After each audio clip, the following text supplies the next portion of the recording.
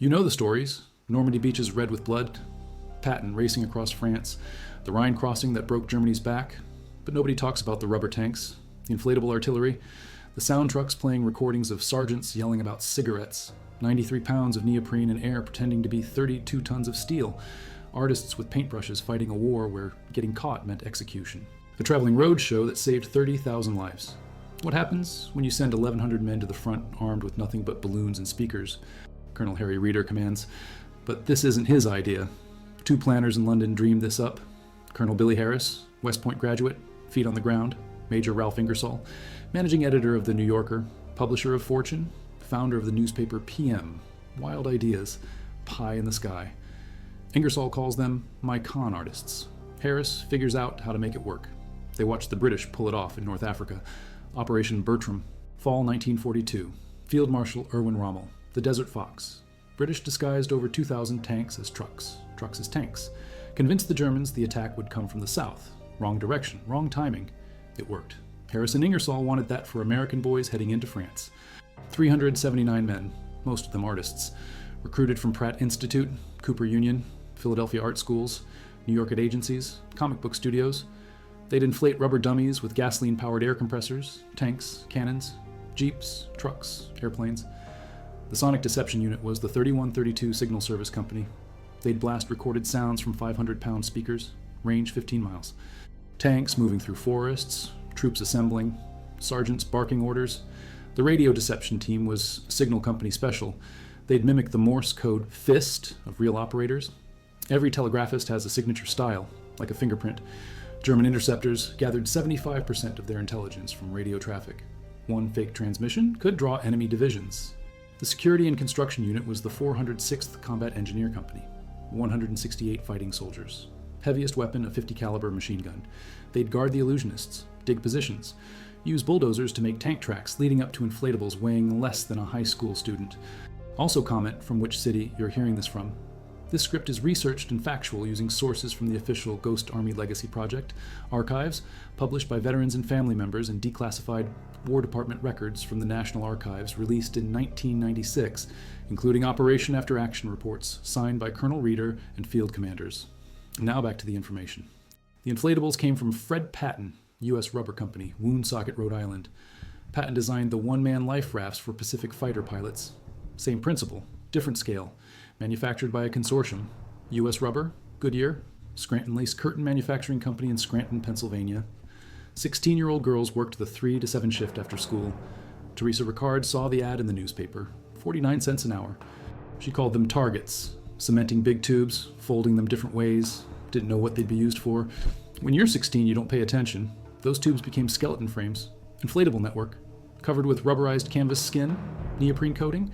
A Sherman tank dummy measured 18 feet 4 inches long, 8 feet 3 inches wide, 7 feet 9 inches to the turret top, 93 pounds fully inflated. 20 minutes to blow up with a compressor, 15 with a good crew, bicycle pumps if things went wrong. The turret inflated separately, attached after. Design meant one piece of shrapnel couldn't deflate the whole thing. Just puncture one tube. Artists painted authentic details, tracks, hull wear, gun barrels from drain pipes. From a distance or from the air, German reconnaissance couldn't tell. Up close, 2 men could pick one up and turn it around. Operation Cabbage, May 29th through June 3rd. Thetford area. 40% of the command, dress rehearsal, simulate an armored division. Then France. Task Force Mason worked with them for 28 days, rubber inflatable howitzers.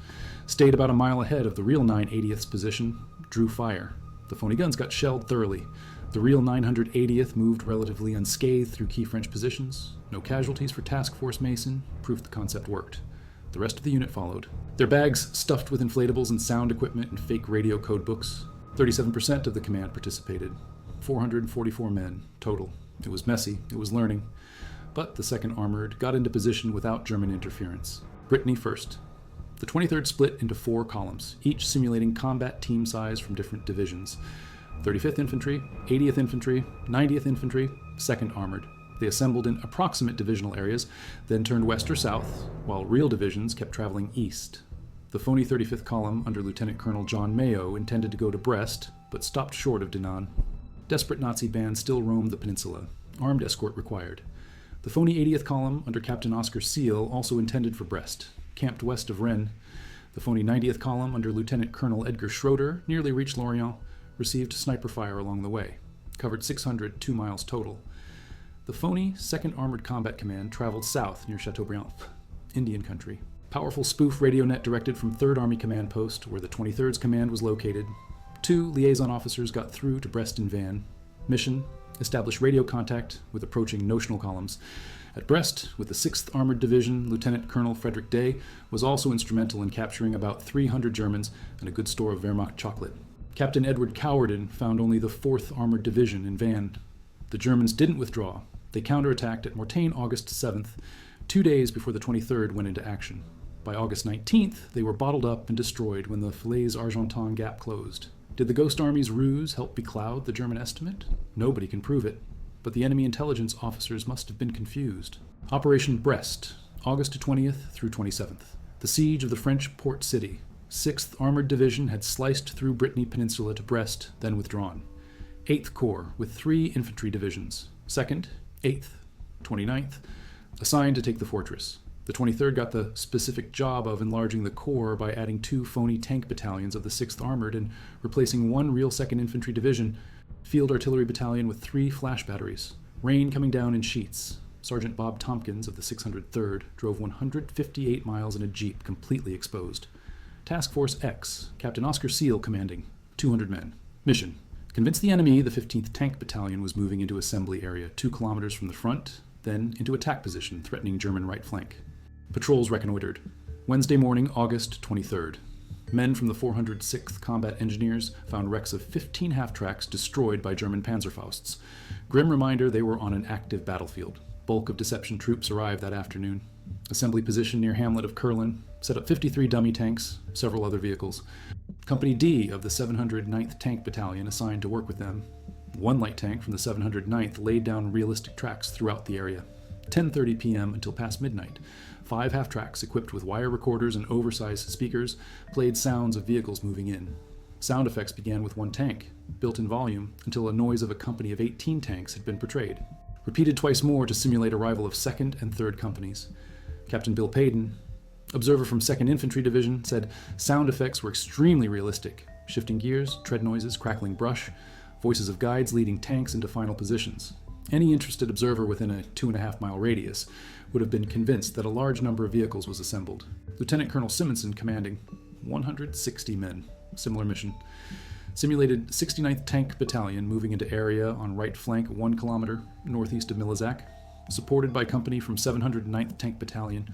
Sonic half-tracks from 603rd, similar size and scope to Task Force X. 2 days instead of 3. Officers climbed church steeple in Milizac to observe the display of inflatables. Could see everything clearly.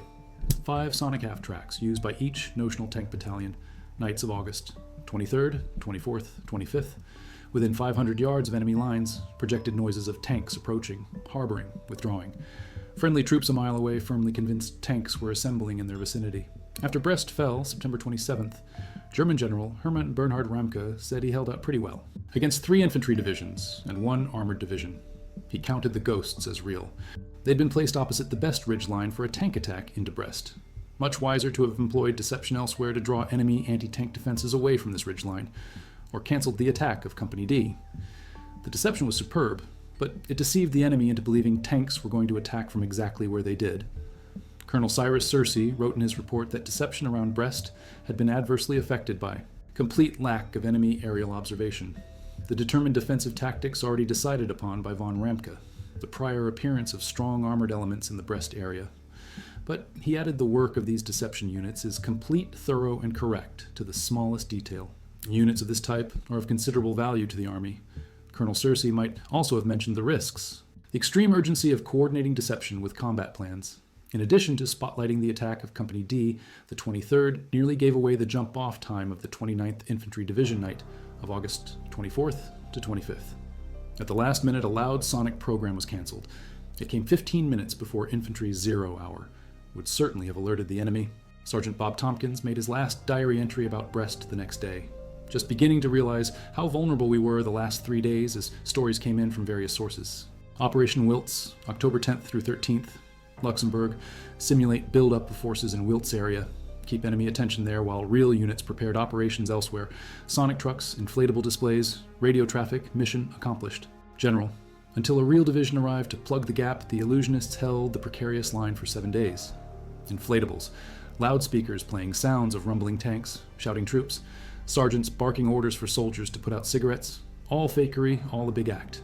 Allied air superiority limited German aerial reconnaissance, so they adjusted technique, set up only 23 dummy tanks, relied more on radio, sonic, and special effects. Germans just across the Moselle, sonic deception particularly crucial. Sonic trucks operated 4 straight nights. Sergeant Victor Dowd heard enormous sounds of tracks racing through forest. Sounded like a whole division was amassing. Loudspeakers blaring, sergeants' voices yelling, "Put out that goddamn cigarette now." It was all theater. November 17th through 21st, Thionville, France. Simulate 90th Infantry Division preparing to cross the Moselle River north of Thionville. Draw German attention away from actual crossing site. Radio deception, sonic programs. Limited visual due to terrain. Worked. Germans reinforced wrong sector. Simulate presence of 95th Infantry Division. Keep Germans guessing about American strength and intentions. Successful despite short duration. Ernest Young Headquarters Commandant from Manchester, Connecticut. Staff Sergeant George Peddle. Enterprising Radio Platoon Sergeant from Philadelphia. Killed in action. March 12th and 13th near Picard. Wells killed when artillery barrage hit his Jeep. Peddle's radio truck hit in convoy that was shelled near close of operation. Main effort of 20th Corps was going between Trier and Saarburg. The 23rd simulated buildup to draw fire. They drew it. Wells left a daughter, Ruth, who never knew him. She organized reunions, published newsletters, kept her father's unit alive in memory. Died 2012. Wells buried at East Cemetery, Manchester, Connecticut. Body brought back from Luxembourg American Cemetery.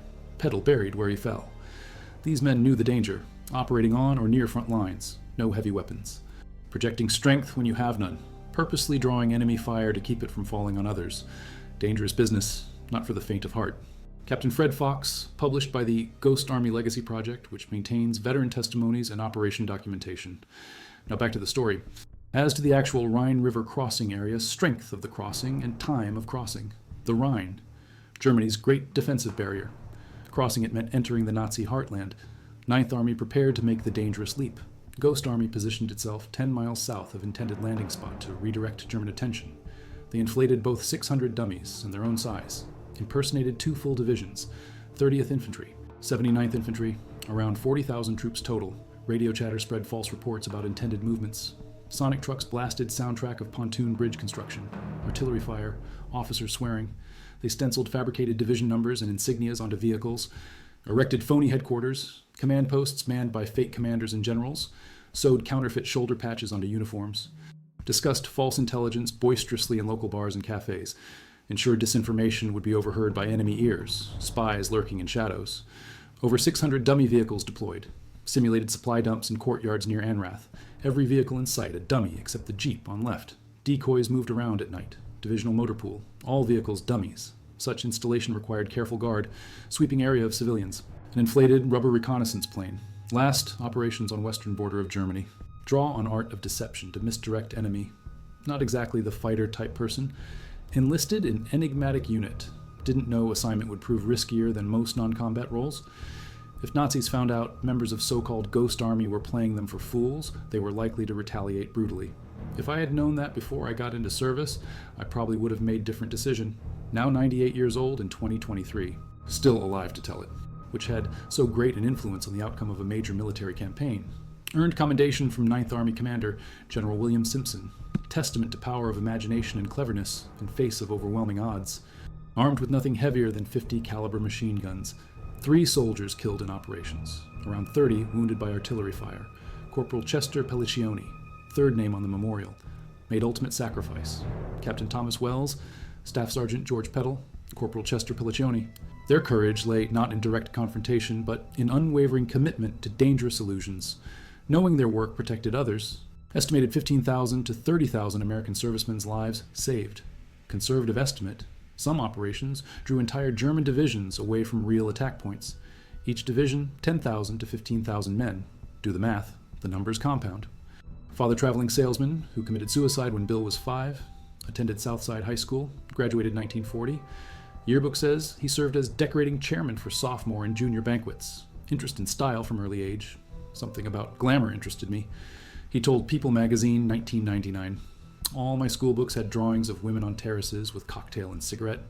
Started career designing prom dresses for girlfriends. Registered for draft June 30th, 1942, week after 20th birthday. 1943, joined 603rd Engineer Camouflage Battalion with other New York City artists. Fellow soldiers remembered positive attitude, sense of style. Would never shirk duty. If it was cleaning trash cans, he was right there with smile and beautiful teeth. Jack Maisie reports Blass read Vogue in his foxhole, filled wartime notebooks with fashion designs, mirror image bees that would become logo for his fashion house. Became close friends with Bob Tompkins, Mickey McCain, Jack Maisie, George Nardiello. Mother typed up Tompkins' Ghost Army diary after war. Served as groomsman at McCain's wedding. Found Maisie his first job. After war, Blass began career in New York fashion. Became household name. 1967. Designed uniforms for United States Pavilion Guides at World's Fair in Montreal. Service to military, never forgotten. Mother encouraged interest. New York Times obituary credits his observational exactitude to youthful birdwatching enthusiasm. Mother gave him inspiring art book as teenager. Later, disapproved of career choice. Graduated Dwight Morrow High School, Englewood, New Jersey, 1941. Pursued art study at Pratt, New York City. Parents only willing to pay because they believed he'd get technical commercial art education. Like several Ghost Army soldiers, took camouflage course at Pratt. Gave entree into 603rd Engineer Camouflage Battalion. Registered for draft June 30th, 1942. Enlisted January 1st, 1943 after completing 3 semesters at Pratt.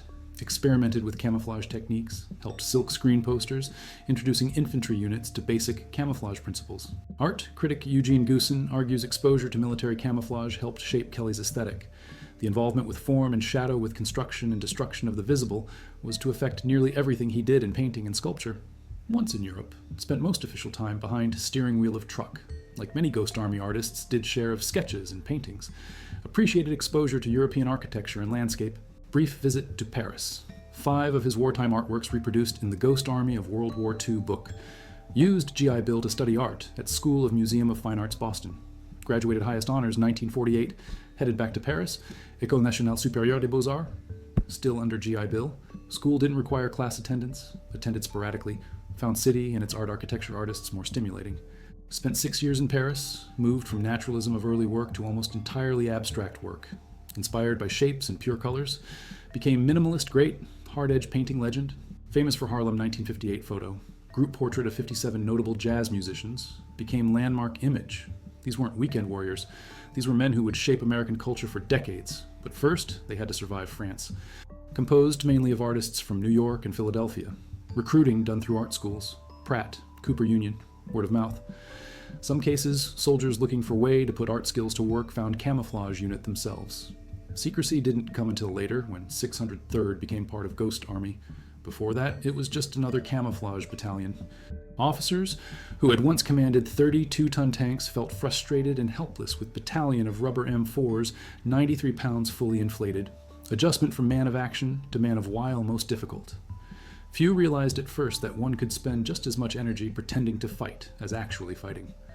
Official U.S. Army History of 23rd Headquarters. Special Troops, written by Captain Fred Fox. Fox himself drew illustration comparing separate components of 23rd to theatrical company, more theatrical than military, traveling road show that went up and down front lines, impersonating real fighting outfits. Recorded on state-of-the-art equipment, played back with powerful amplifiers and speakers heard 15 miles away. Wind speed and direction had to be factored in. Army created mobile weather station to accompany sonic unit, library of recordings, different engines moving over different terrain, troops assembling, construction sounds, dialogue between soldiers, sergeants yelling, all captured on wire recorders, then transferred to records.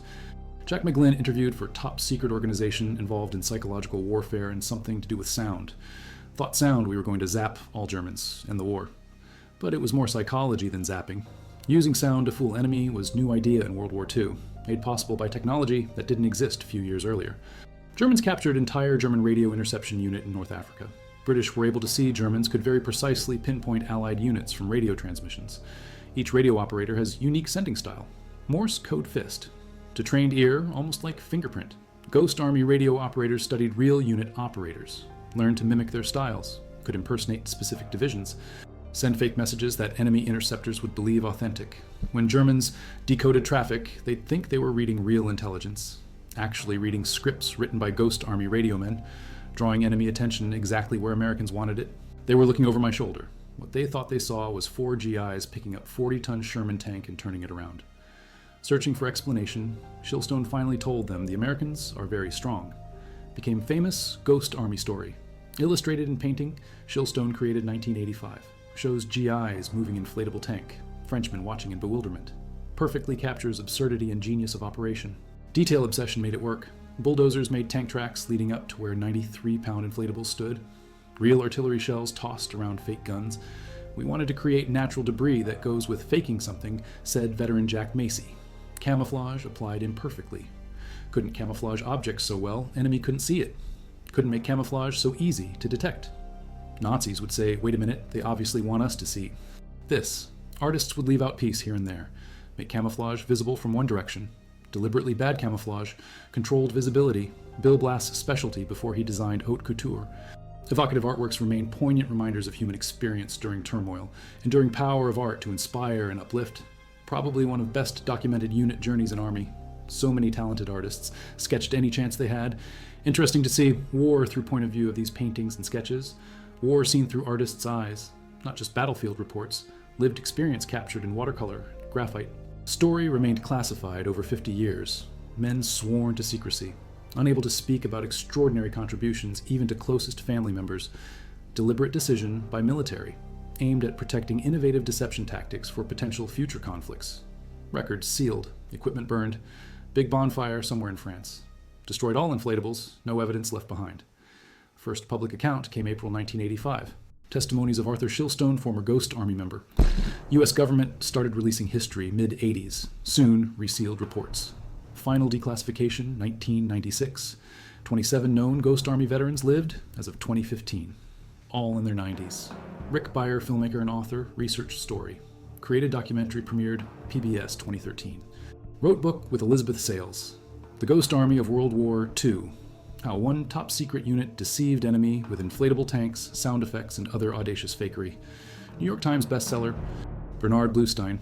Result of years of work by family members. Rick Beyer. Advocates who believed story deserved recognition. Congressional findings. Stated 23rd Headquarters. Special troops comprised of 23rd Headquarters and Headquarters Company Special Troops. 603rd Engineer Camouflage Battalion. 406th Combat Engineer Company. 3132 Signal Service Company. Signal Company Special, 23rd Headquarters, Special Troops. 3133 Signal Service Company operated in Italy, units of United States Army that served in Europe during World War II. 23rd Headquarters Special Troops actively engaged in battlefield operations from June 1944 through March 1945. 3133 Signal Service Company engaged in operations in Italy 1945. Deceptive activities of these units integral to several Allied victories across Europe. Reduced casualties. Army analysis found rarely, if ever, has there been group of such few men which had so great influence on outcome of major military campaign. 3 soldiers of 23rd Headquarters Special Troops gave their lives. Dozens injured carrying out mission. April 1945, 3133 Signal Service Company conducted Operation Craftsman in support of Operation Second Wind, successful Allied effort to break through German defensive position north of Florence, Italy. Gothic Line, along with attached platoon of British engineers who were inflatable decoy specialists. 3133 used sonic deception to misrepresent troop locations along defensive line. Activities remained highly classified more than 40 years after war. Received minimal recognition. Extraordinary accomplishments deserving of belated official recognition. United States eternally grateful to soldiers of 23rd Headquarters, Special Troops, and 3133 Signal Service Company. Modern decoys can imitate heat signatures, radar returns, electronic emissions, make illusions more effective against sophisticated sensors. But principle remains. Make enemy see what you want them to see. Draw fire where you want it. Protect real forces. Ukrainian armed forces used similar tactics during Russian invasion. Czech company Inflatable manufactured dummy tanks, deployed to waste Russian resources. Attract missile and drone attacks away from real positions. Dummy tanks superficially resemble real tanks. Deployed as means of military deception in absence of real armor. Early designs, wooden shells and inflatable props. Fragile. Believable only from distance. Modern designs more advanced. Ghost Army pioneered mobile, multimedia tactical deception, first of its kind. Showed what small group of creative thinkers could accomplish against conventional military force. Set up inflatables within quarter-mile of enemy positions. Blasted speakers within earshot of German machine gunners. Drove trucks with fake unit markings through contested territory. Sat in cafes spinning stories for enemy agents. All while knowing discovery meant death That's courage of different kind, not charging machine gun nest, standing in front of rubber tank hoping German artillery spotter believes it's real, hoping shells fall on dummy position instead of real soldiers 3 miles east. Instead, they volunteered for traveling road show of deception. 22 missions, June 44 to March 45, from beaches of Normandy to banks of Rhine. Every mission risked exposure. Every exposure risked execution. 3 died, 30 wounded. How many more would have died if Ghost Army hadn't been there? If those rubber tanks hadn't drawn fire? If those fake radio transmissions hadn't pulled German divisions to wrong positions? 15,000 saved, 30,000, maybe more.